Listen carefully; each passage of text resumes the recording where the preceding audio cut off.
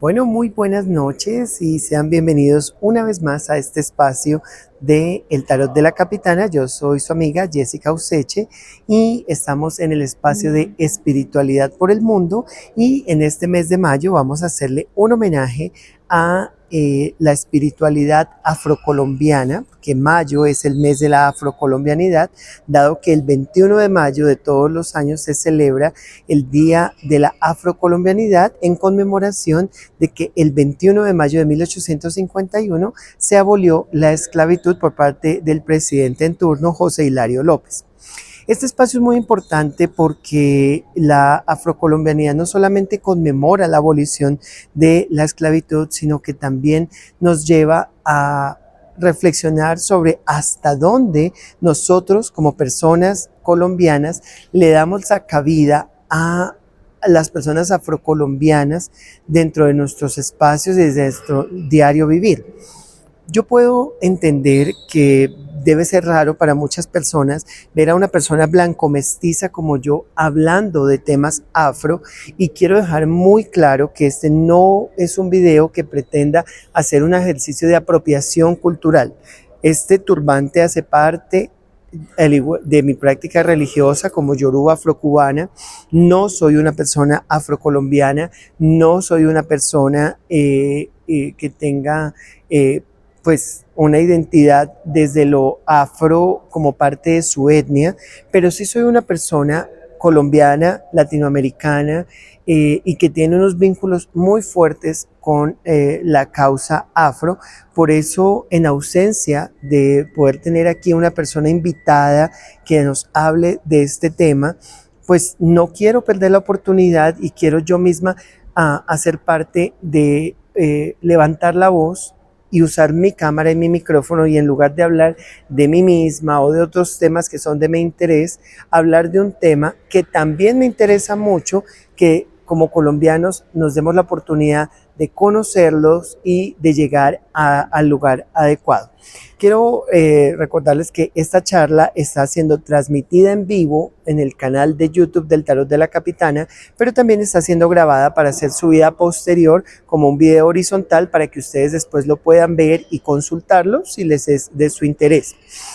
Esta es una serie que se llama Espiritualidad por el Mundo, porque lo que hacemos es evaluar, revisar, inspeccionar, debatir sobre prácticas espirituales alrededor del mundo entero, sobre todo todas esas prácticas que de alguna u otra manera en nuestra posición occidental, tradicional, eurocéntrica y judeocristiana nos hemos puesto en el lugar de decir esto es brujería, esto es hechicería, esto es satánico, esto es demoníaco, cuando realmente son formas de vivir la espiritualidad desde otras cosmovisiones.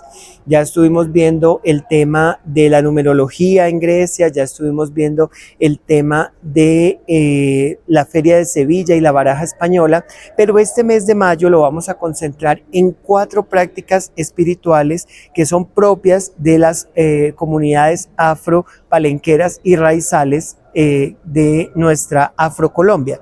Entonces vamos a hablar de San Basilio de Palenque y el Lumbalú, vamos a hablar de el alabao en el Pacífico colombiano, vamos a hablar de las botellas curadas y vamos a hablar de la iglesia baptista y la cultura raizal en el archipiélago de San Andrés, Providencia y Santa Catalina.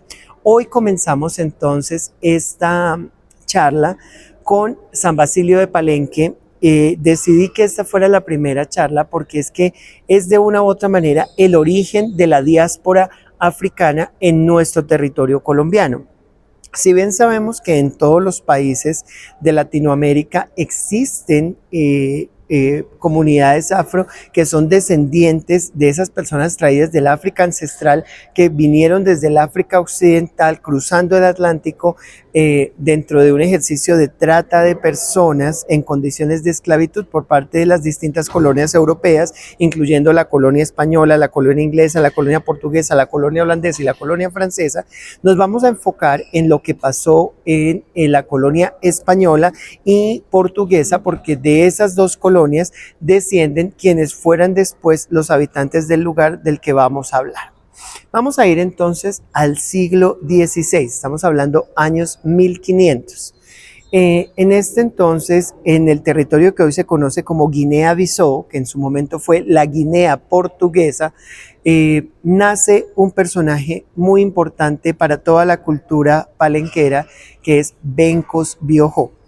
Dice, Federico, un saludo.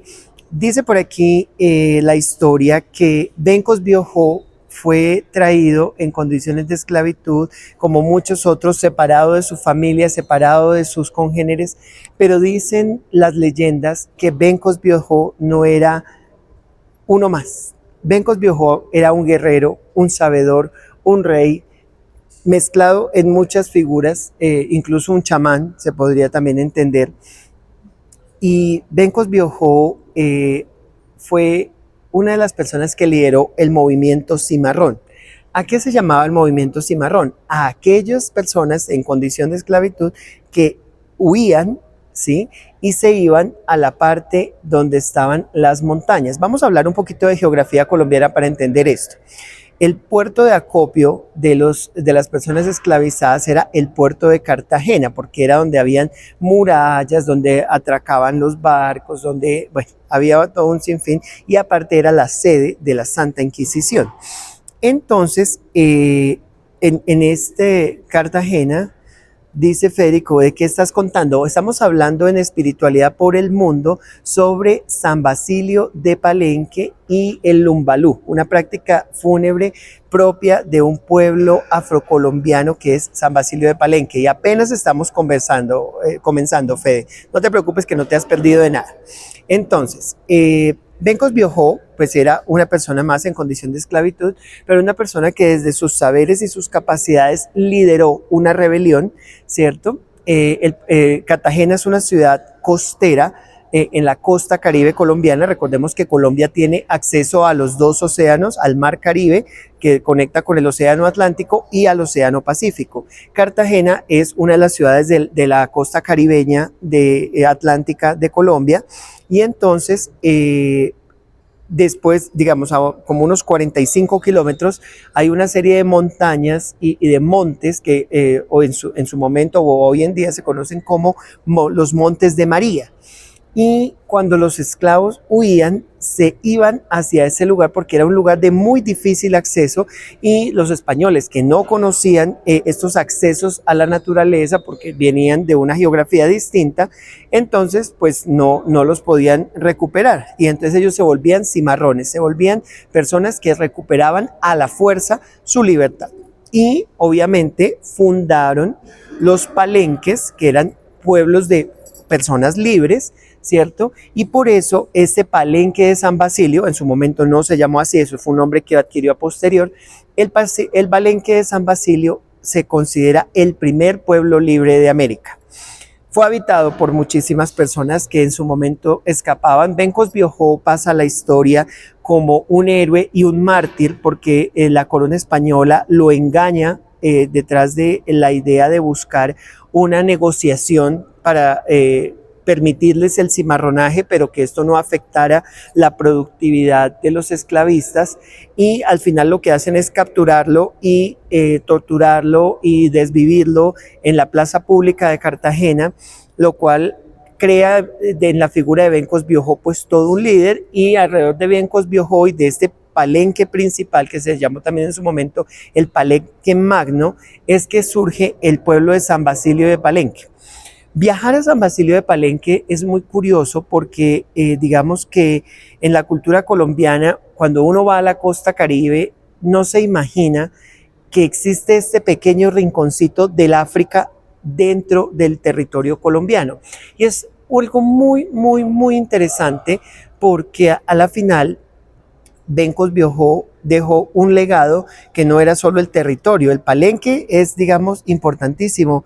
Ana María, ¡ay, Ana María! Tú ya sabes dónde yo estoy, mi amor, y tú estuviste por aquí, supe de lo tuyo, no quiero ahondar porque estoy grabando, pero qué rico verte conectada, y sé que tú vas para el territorio donde del que estoy hablando hoy, así que todo esto te interesa mucho. Ojalá te puedas quedar y que nos dejes un like, mi querida Ana María. Bueno, entonces les decía, para todo el territorio de los Montes de María y los palenques, en especial el palenque de San Basilio, el legado de Bencos Biojó no fue solamente el territorio, sino que fue el tema de, dice Federico, ¿de qué país eres? Yo soy de Colombia, de Bogotá, Colombia, su merced. Pero hoy estamos hablando de la costa caribe colombiana. Colombia es un territorio grande en medio de todo y pues estamos hablando del San Basilio de Palenque, especificando que pues el pueblo palenquero no solamente recibió la herencia de tener un lugar donde vivir con libertad, sino que también estamos hablando de un territorio en el cual se desarrollaron cosas muy importantes, como fue la lengua palenquera. La lengua palenquera es una lengua tradicional propia que mezcla el español con los lenguajes tradicionales de los pueblos africanos de donde llegaron estas personas. Estamos hablando de todo lo que es el territorio de Angola y Congo, ¿sí? Estamos hablando de las etnias bantú. El bantú es muy, muy importante porque pues es la cultura, la herencia africana que mantiene viva la cultura palenquera, ¿cierto? Entonces,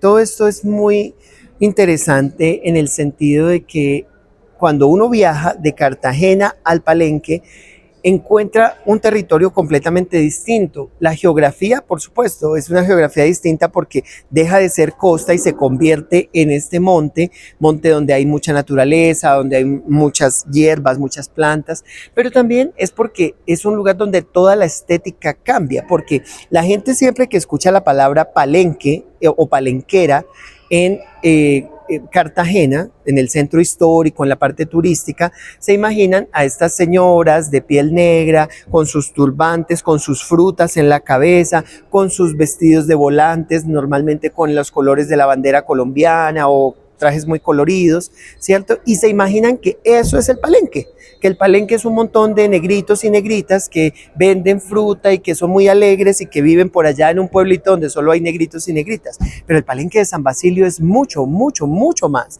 El palenque de San Basilio es un lugar donde se conservan las tradiciones africanas más auténticas de Colombia. No estoy diciendo que en otras grupos de afrocolombianos no haya autenticidad, no haya, digamos, como una esencia de lo africano, pero el Basilio el San Basilio de Palenque conserva elementos culturales que están muy, muy arraigados a las culturas originales bantúes del África ancestral, de donde venían estas personas y sus ancestros. Entonces, en ese sentido, hoy quiero hablarles de una práctica espiritual muy bonita, muy controversial dentro de lo que es la visión occidental, hegemónica, eurocéntrica y judeocristiana, y se llama el Lumbalú, ¿cierto?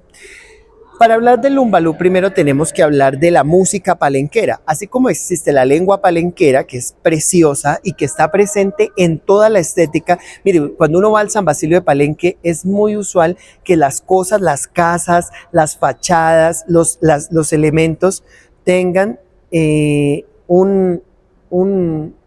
cosas escritas, ¿sí? Dice, yo me llamo Yanaina, un saludo para ti, Yanaina.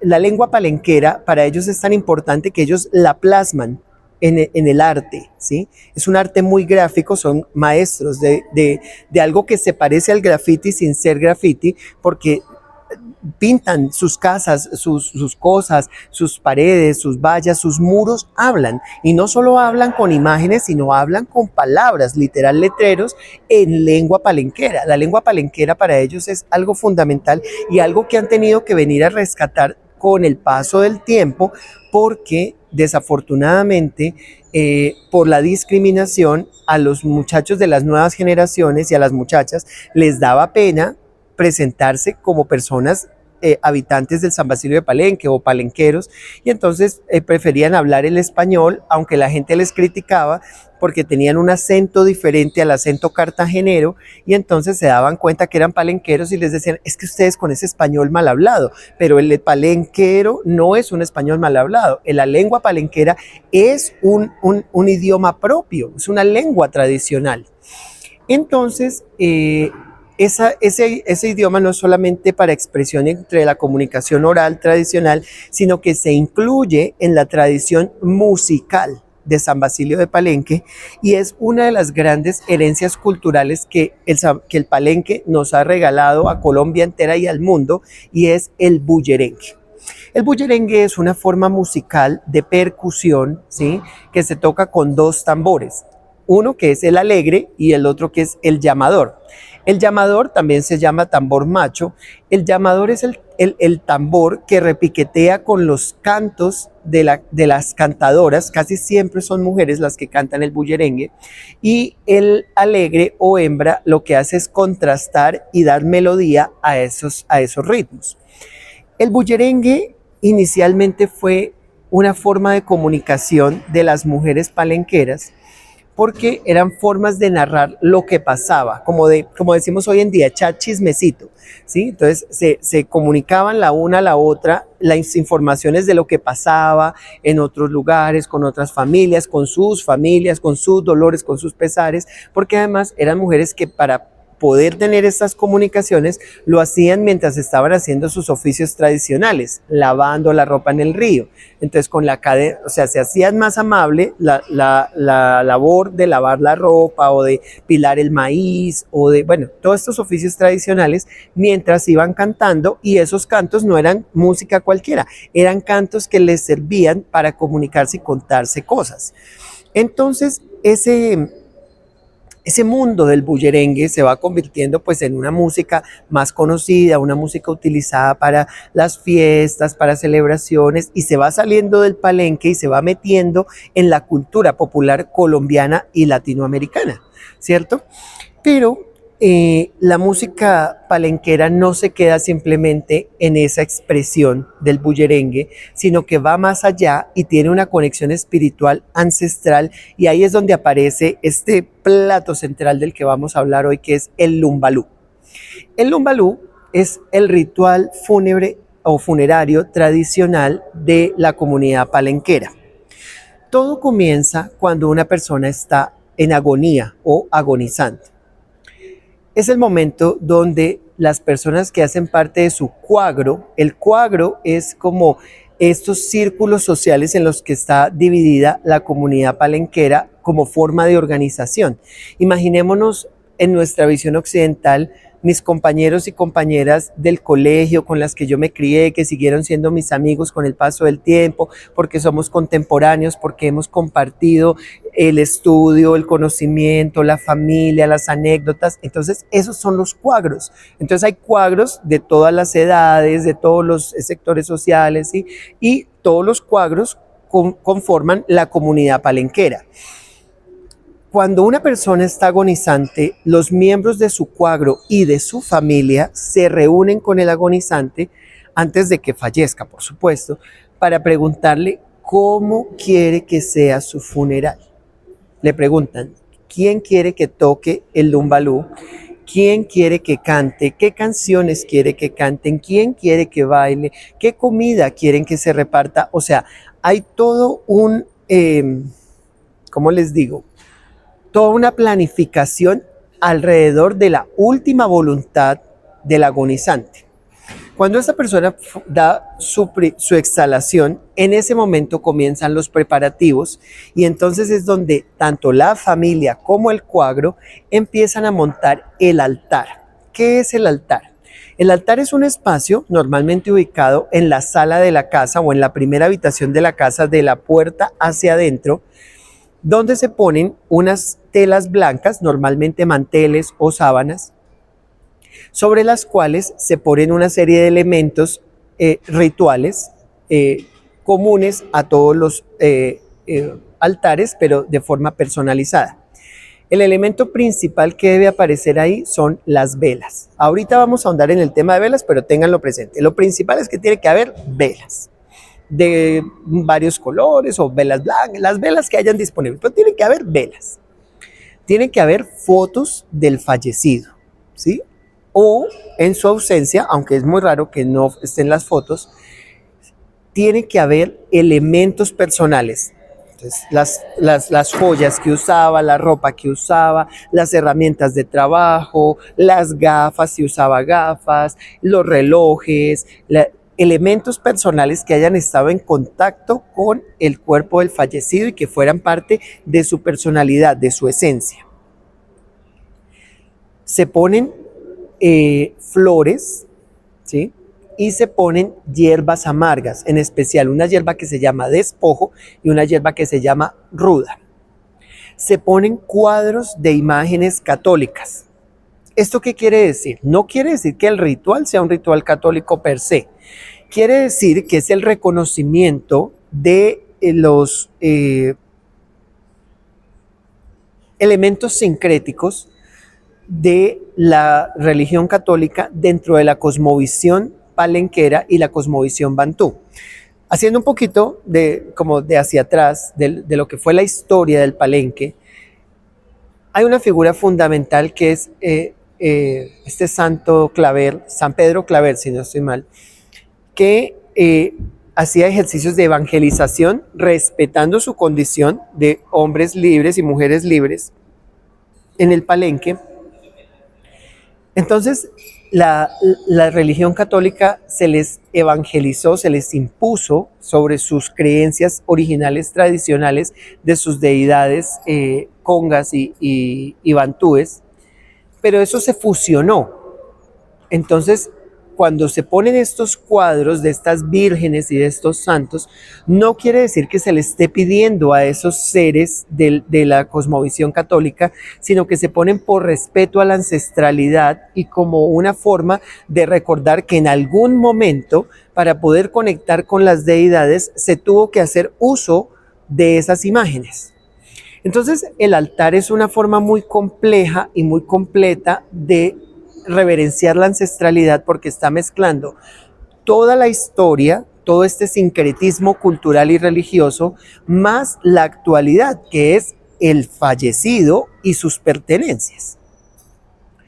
Cuando ya está montado el altar, ¿cierto? El cuerpo se tiene que preparar. No, eso no lo hace una funeraria, no es algo habitual en el Palenque de San Basilio, que lleven el cuerpo a que alguien ajeno a la comunidad lo arregle. Lo que hacen es que las personas del mismo género, o sea, si murió un hombre, los hombres, si murió una mujer, las mujeres, arreglan el cuerpo. No es un embalsamamiento como tal, pero sí es una preparación en que bañan el cuerpo, lo lavan muy bien, lo limpian, ¿cierto? Y con la cera de las velas, ¿sí? Que eso aquí en Colombia se le llama esperma, pero no es el esperma de espermatozoides, sino estamos hablando de la cera de las velas, se cierran los orificios. ¿Cuáles son los orificios que se cierran? Las fosas nasales, los ojos, el ano, el ombligo y en el caso de las mujeres, el orificio de la vulva. Una vez ¿para qué se sellan estos orificios? Para dar a entender que ese cuerpo ya está cerrado y que nada debe entrar de vuelta, que lo que tiene es que salir, porque aquí es donde viene el propósito de todo este ritual que les estoy explicando.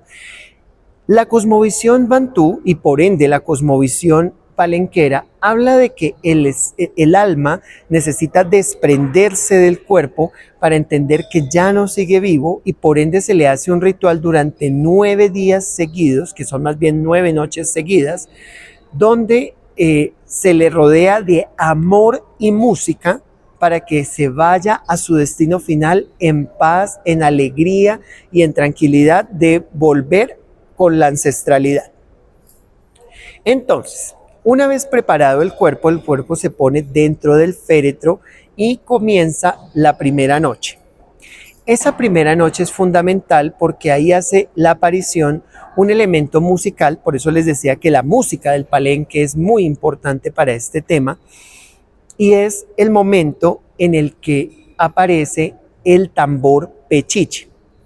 Yo voy a procurar en la grabación que estoy haciendo, cuando suba el video largo, ponerles fotos de cada uno de los elementos que estoy hablando, pero si no lo logro, ustedes después googleenlo, búsquenlo, porque es muy interesante, ¿sí? Les hablaba que en el bullerengue existen el tambor más grande, que es el llamador, y el tambor más pequeño, que es el alegre, pero existe un tambor, un tercer tambor, que es ritual y específico para el lumbalú, que es el pechiche. El pechiche es un tambor ritual que tiene una altura más o menos de 1,40. Cuando pongo la mano aquí no es que yo mida uno, sino que yo estoy sentada y más o menos 1,40 es como a la altura que da esto, ¿sí? Es un tambor inmenso. O sea, de todos los tambores que existen en el universo, el pechiche es uno de los tambores más grandes o por lo menos de los más altos, de piso arriba, 1,40, 1,50. Es un tambor que no se puede reclinar, primero por ergonomía y segundo por respeto. Es un tambor que debe estar todo el tiempo de pie, con conexión a la tierra, porque eso habla de cómo se le está dando un mensaje a la tierra para que la tierra se abra y se prepare para recibir el cuerpo, y a la vez para que el alma entienda que el cuerpo se queda, pero el alma se eleva. Entonces, el pechiche es un tambor construido ritualmente para eso, y las comunidades los preservan y los guardan con mucho respeto. Los tienen en lugares de, digamos, de cantadores o cantadoras muy respetuosos, de gente que está dentro de este tema, digamos, cultural del palenque. Y entonces, una vez que fallece la persona y se da la notificación a la comunidad que ya se ha listado el cuerpo y que ya se ha montado el altar, traen el pechiche a ese altar. La persona encargada de tocar el pechiche pues es un tamborero. Tiene que ser un tamborero muy experimentado, no puede ser un tamborero joven, porque son toques especiales, porque no son toques para fiesta, son toques fúnebres, ¿sí? Y la labor del pechiche es, por un lado, darle a entender al espíritu del fallecido que comienzan sus honras fúnebres, y por otro lado darle un mensaje a la comunidad de que está comenzando un proceso de duelo colectivo. La idea de hacer este duelo colectivo es repartir el dolor de esta familia entre la comunidad para que sea más llevadero.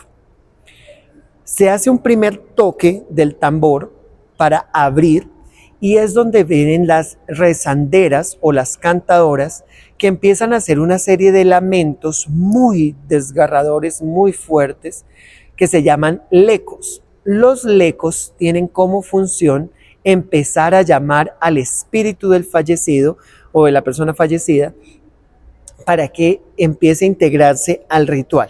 La primera noche del lumbalú es muy, muy fuerte porque es en presencia del cuerpo y del féretro, entonces la energía es bastante fuerte. Ustedes cuando coloquen un video, o sea, yo les invito a que ustedes mismos no se queden solo con lo que yo les estoy contando, busquen las películas que hay sobre el lumbalú, hay cortometrajes, largometrajes, videos aquí en YouTube, hay un montón de información sobre el lumbalú.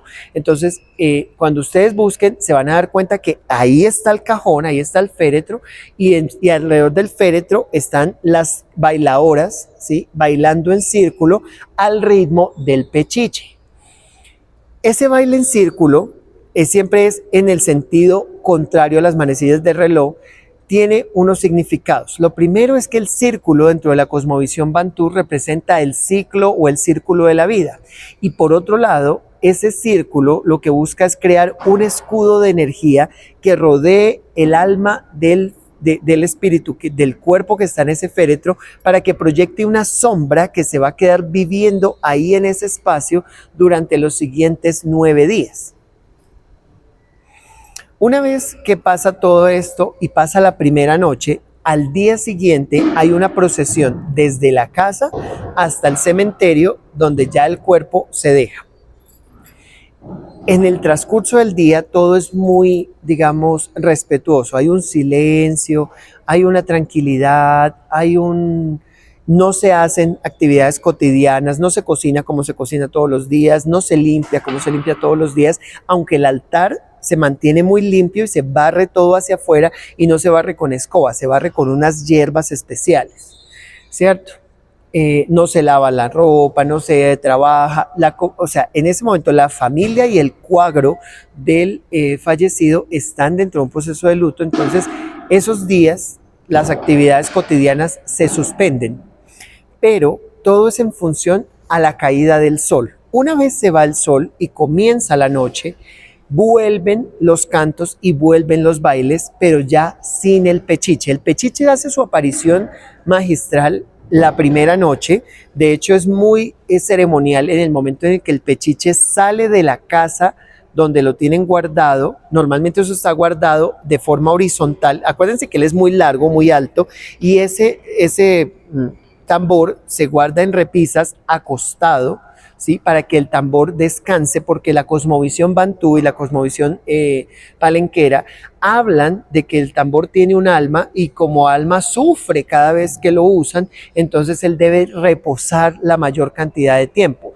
Por eso no se toca en fiestas, no se toca en contextos que no sean funerarios, porque es un irrespeto con el pechiche.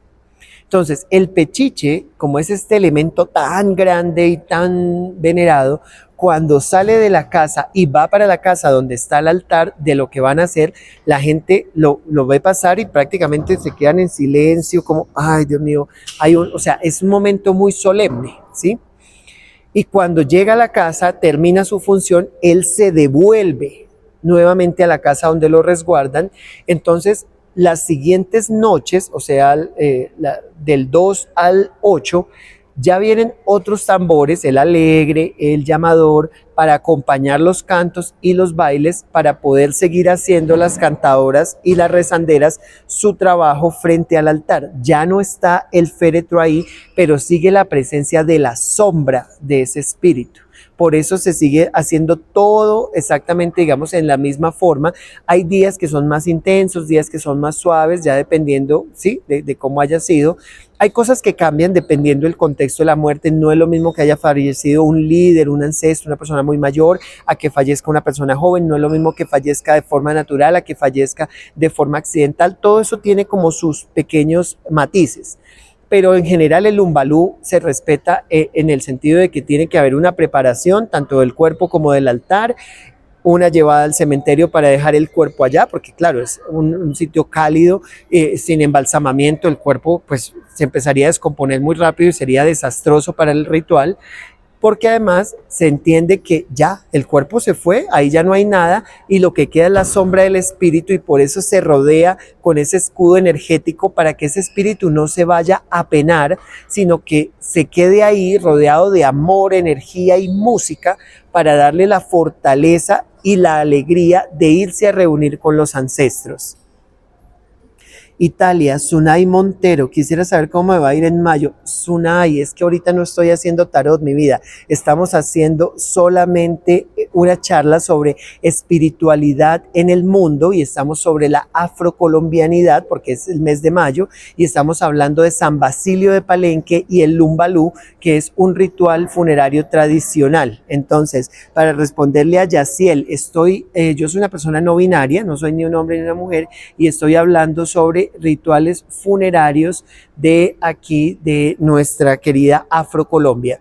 Leonor, hola mi linda, ¿cómo estás? Saludos allá en Tenerife, corazón. Bueno, continúo. Entonces, 8 noches, 8 noches en el sentido de que la primera es la del pechiche, pero esa no cuenta como parte del novenario.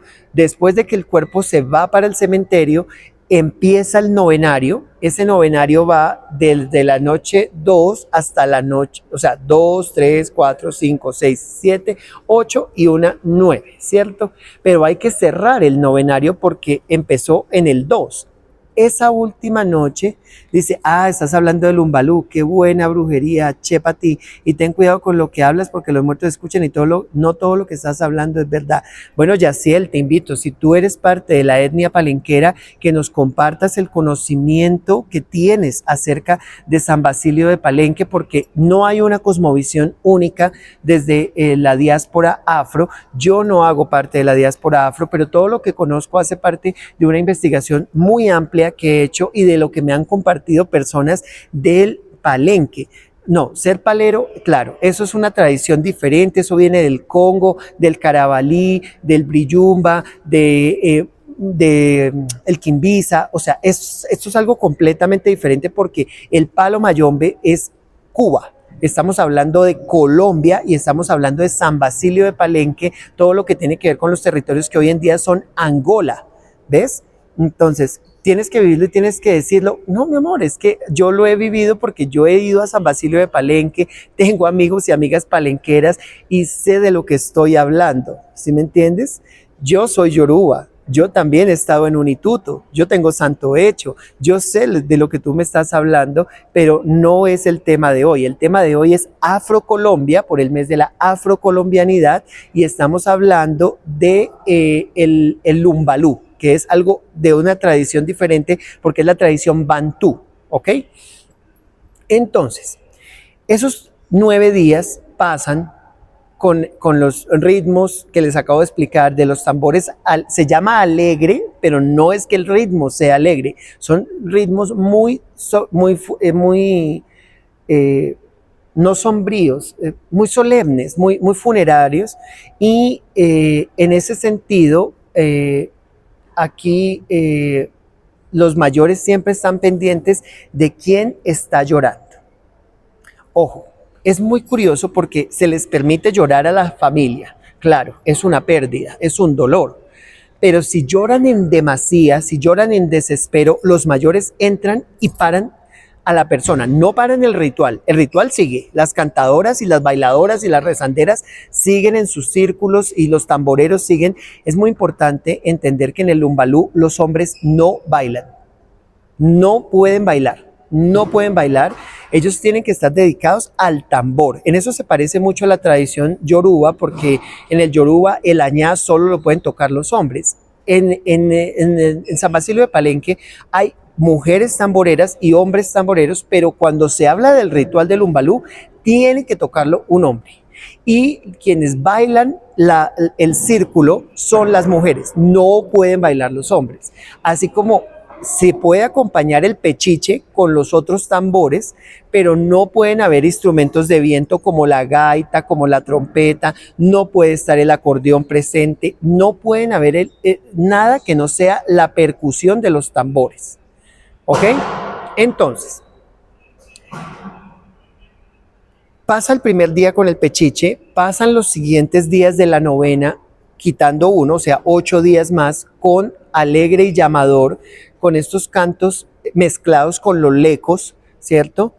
Para poder sostener esa celebración, llamémoslo así, las familias y los cuadros llevan café y comida para hacer la parte que es lo que ellos llaman el socorro.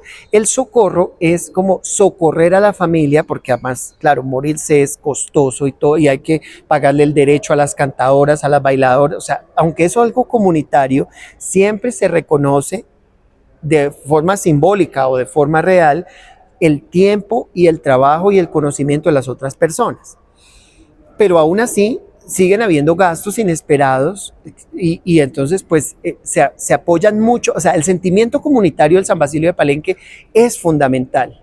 Entonces, en ese sentimiento las personas llevan comida, llevan café, y en el día que no hay cantos, que no hay bailes, es donde se está preparando todo ese alimento, todas esas bebidas para ofrecerlas en la noche a las personas que van a acompañar el Lumbalú. Una vez terminados los primeros 8 días, el día 9 el pechiche vuelve a aparecer porque es el momento en el que van a hacer el apagón y el levantamiento de sombra. El apagón, es decir, Comienza al atardecer, de la misma forma que los otros 8 días, ¿no? Ido la luz del sol, comienza el tambor, comienzan los cantos, comienzan los bailes, comienzan los lecos, que son estos gritos desgarradores, ¿cierto? Pero llega un momento sobre las 3, 4 de la mañana que la rezandera mayor dice, ya es momento del apagón. Apaguen todas las luces y todas las velas y se apagan todo tiene que quedar a oscuras, porque es la representación del momento en el que se le va a dar el aviso al alma de la persona fallecida para que salga de la casa apenas se abran las puertas y las ventanas. Recordemos que la puerta de la casa está permanentemente abierta para que la gente entre y salga, ¿cierto? Y en ese momento, cuando se apaga todo, ¿cierto? Obviamente también hay un silencio, pero el pechiche, el tamborero que está tocando el pechiche, da un toque, ¿sí? Y la rezandera mayor pone el eco más desgarrador de todos, avisándole al espíritu que ya es hora. Y justo en el momento en que sale el primer rayo de sol, el alba que llaman, ahí se abren todas las puertas, todas las ventanas, porque no se sabe por dónde va a salir el espíritu, pero todo tiene que estar a oscuras, porque si alguien puede distinguir algo entre la luz, se dice que puede quedarse viendo al alma de la persona y esa visión de esa alma la puede retener y no la deja partir de este mundo. Entonces, para ellos es un momento supremamente delicado, respetuoso, o sea, el momento del apagón es el momento culmen porque contrasta con el levantamiento de la sombra. El levantamiento de la sombra es el momento en el que ya abrieron las puertas, las ventanas, cada vez aumenta más la luz del día porque ya salió el sol y es el momento en donde desbaratan el altar, quitan las fotos, quitan la ropa, quitan las joyas, quitan las cosas que están ahí y todo eso va para la calle. La ropa se regala o se bota, el agua que se pone siempre un vaso de agua para apaciguar la sed y esa agua se cambia durante los 9 días del novenario, pero la última se bota para la calle. No se puede botar ni en el inodoro, ni en un sifón, tiene que ser a la calle, que caiga a la tierra. Se quitan las flores, se desbarata todo, se quitan las sábanas porque ya se le está dando a entender al espíritu que ya ahí no hay nada para él, que ya hicieron con él lo que iban a hacer, que era acompañarlo, asistirlo, darle energía, darle amor y ya se tuvo que haber ido con ese primer rayo de luz. Ya se levanta el altar y se tiene que quitar la sombra, porque decíamos que si el féretro estuvo ahí y proyectó una sombra, esa sombra hay que quitarla para que no quede esa energía fúnebre dentro de la casa. Y entonces ahí es donde las rezanderas cogen sus hierbas amargas, sobre todo la ruda y el despojo, y empiezan a hacer una limpieza profunda con esas hierbas de adentro hacia afuera, hacia la calle. Y ahí ya es donde termina el lumbalú y comienzan de nuevo las actividades cotidianas de la casa, ya se puede volver a lavar la ropa, ya se puede volver a cocinar de forma habitual, ya todo vuelve a la normalidad. Esto tiene un matiz muy particular cuando se trata del alma de un niño o de una niña, porque ahí ya no estamos hablando del lumbalú, ahí estamos hablando de algo que se llama el velo o velorio de niño, ¿sí? Los palenqueros y palenqueras creen que las almas de los niños son puras y por ende el fallecimiento de un niño o una niña no requiere de unas honras fúnebres de duelo porque ellos tienen un ascenso directo al cielo. Entonces, ¿cuáles son las diferencias entre el lumbalú y el velo? En el velo, el altar no es simplemente blanco. El altar tiene muchos colores, cadenetas de papel que se hacen con papeles de colores, no se ponen solo jarroncitos con flores, sino que se hacen coronas de flores, sobre todo flores rojas, indicando que ese niño o esa niña son un rey o una reina. No se toca el pechiche. El pechiche es un tambor con un toque tan profundo, tan seco, tan solemne, que para un niño o una niña no daría la alegría que se necesita. Entonces, en el velo no se lleva el pechiche, se hace solamente con el alegre y con el llamador. Y a diferencia, digamos, se hacen los bailes y todo esto que hemos hablado, pero aparte de eso, a los invitados al lumbalú se les pone a hacer juegos de mesa, ¿sí?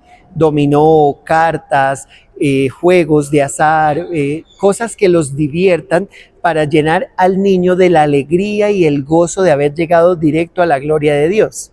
Entonces ahora sí estamos hablando de una celebración más parecida a una fiesta, porque los cantos que se hacen en el velo no son tristes y lamentorios como son en el Lumbalú, sino que son de celebración de que ahora esa familia tiene un ángel que los cuida desde el cielo.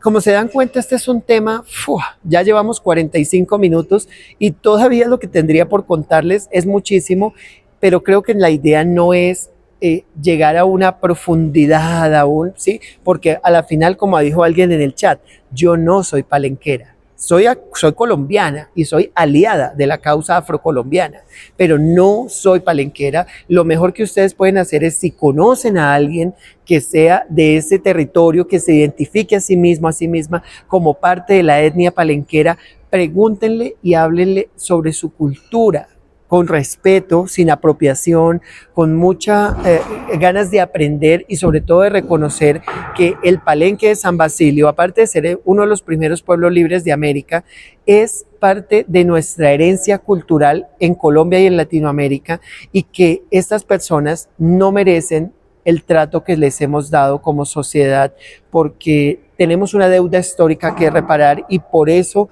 todo el mes de mayo aquí en el Tarot de la Capitana vamos a hablar de temas de cosmovisiones afrocolombianas. Esta fue entonces la charla de miércoles de espiritualidad por el mundo. Por ahora me despido.